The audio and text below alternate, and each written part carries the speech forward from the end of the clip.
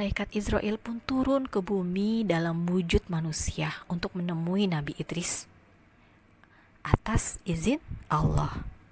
Nah, saat itu Nabi Idris meminta pada malaikat Israel agar dapat merasakan hal goib. Misalnya saja seperti meninggal, melihat neraka, dan melihat surga. Nabi Idris berdoa kepada Allah ya. Kemudian akhirnya Nabi Idris pun diizinkan untuk merasakan kematian dan kengerian saat ajal menjemput. Kemudian setelah merasakan sakaratul maut, Allah pun kemudian menghidupkan kembali Nabi Idris. Ya. Kemudian Nabi Idris pun diizinkan untuk melihat neraka, teman-teman. Tempat yang sangat menakutkan. Tempat bagi orang-orang yang tidak mengikuti aturannya Allah. Astaghfirullahalazim, na'udzubillahi min zalik. Setelah itu, Nabi Idris pun diizinkan juga untuk melihat surga, tempat yang begitu indah, penuh bunga, buah-buahan, bahkan air sungai pun terlihat berkilau. Masya Allah, surga adalah tempat untuk orang yang taat kepada perintah Allah.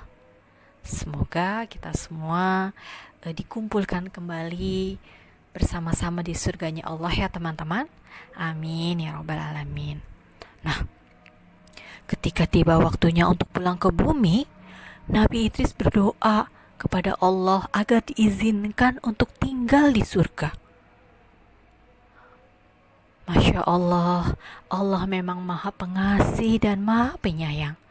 Allah ya Rahman ya Rahim kepada semua hambanya yang selalu taat. Allah pun memberikan tempat yang mulia di langit keempat kepada Nabi Idris alaihissalam. Nabi Idris adalah satu-satunya manusia yang tinggal di surga tanpa mengalami kematian, teman-teman. Ya, Nabi Idris berada di langit keempat. Allah mengizinkannya. Kemudian jauh sesudah itu waktu berlalu.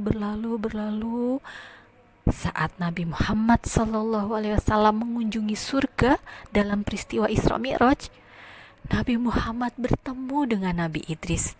Masya Allah. Kisah ini diambil dari Quran Surat Maryam ayat ke-56. Yang artinya, Bunda bacakan ya. Dan ceritakanlah hai Muhammad kepada mereka kisah Idris yang tersebut di dalam Al-Quran. Sesungguhnya ia adalah seorang yang sangat membenarkan dan seorang nabi.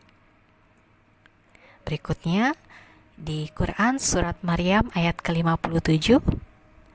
Dan kami telah mengangkatnya ke martabat yang tinggi. Demikianlah kisah Nabi Idris alaihissalam yang dapat Bunda sampaikan hari ini, teman-teman. Semoga kita semua dapat mengambil hikmah dan pelajaran dari kisah ini. Amin. Nah, teman-teman, berikutnya silakan teman-teman berdiskusi dengan ayah dan mama mengenai kisah Nabi Idris ini. Baik, terima kasih teman-teman sudah bersabar dan fokus mendengarkan cerita dari Bunda. Sampai bertemu di lain waktu. Assalamualaikum warahmatullahi wabarakatuh.